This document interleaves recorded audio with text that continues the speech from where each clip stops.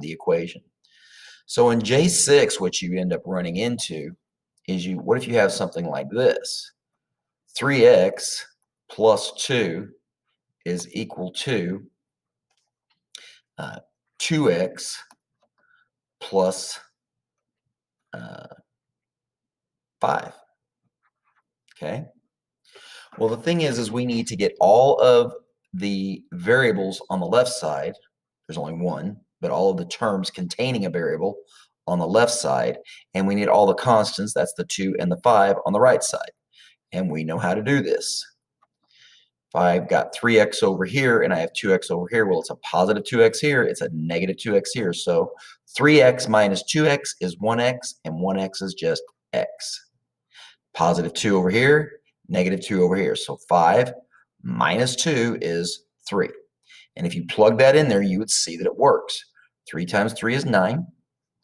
2 times 3 is 6. Okay. 9 plus 2 is 11.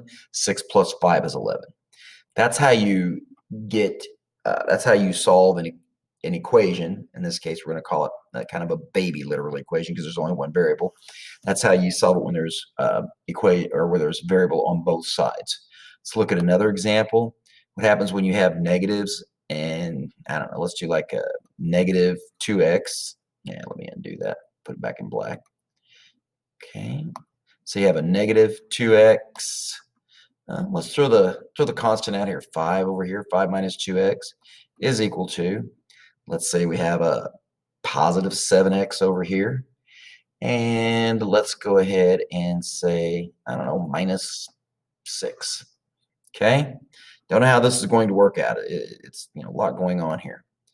So I want to get all my variables on the left, and I want all my constants on the right. Well, if it's a positive 5 here, it's a negative 5 over here. So what is negative 6 minus 5? That's 5 to the left of negative 6 on the number line. That would be a negative 11. I've got a negative 2x here and a positive 7x here. So what is negative 2 minus 7? That's 7 to the left of negative 2 on the number line.